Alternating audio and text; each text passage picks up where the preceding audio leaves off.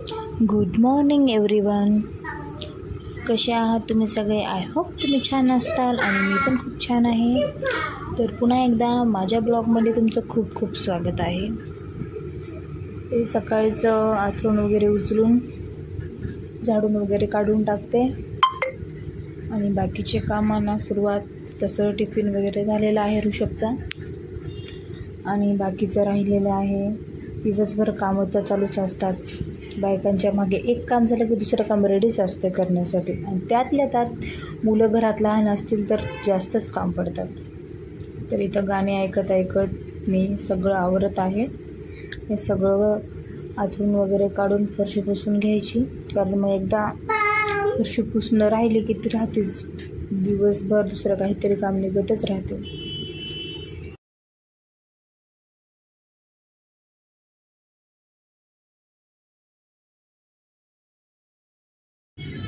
तर गादी उचलून ठेवली की बघा रियांशची कशी मस्ती चालू होती त्याच्यावर खेळायला. आता रियांशची आंघोळ झाली, त्याला खायला दिले.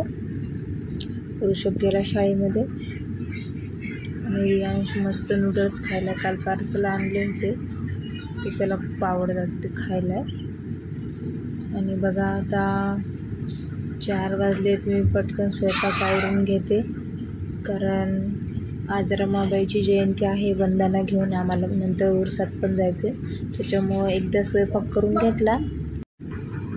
स्वयंपाक झाला की कसं नंतर आल्यावर रिलॅक्स येऊन जेवण करता येते, कारण तिकडून येऊन स्वयंपाक करणं होत नाही, खूप थकून जातात ना, त्याच्यामुळं येऊन डायरेक्ट जेवण करायचं आणि आराम करायचं.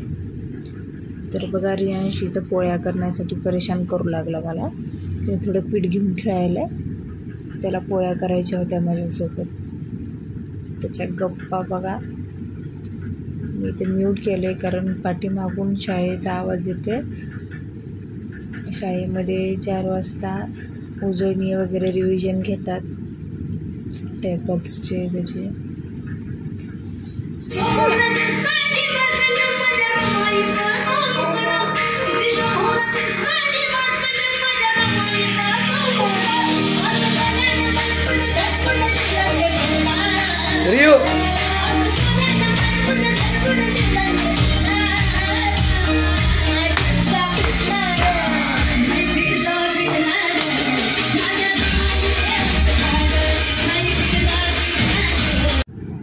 तर इथे आम्ही वंदना घेतली. नंतर ऋषभ आणि ऋषभचे डॅडी पण जॉईन झाले आणि वंदना घेऊन आम्ही तयार होऊन गेलो उरसामध्ये. चला तर भेटूया आपण उद्याच्या ब्लॉगमध्ये. ब्लॉग पूर्ण पहा, कंटिन्यू. सबस्क्राईब करा, लाईक करा, शेअर करा. प्लीज तुमचं प्रेम असंच राहू द्या. थँक्यू.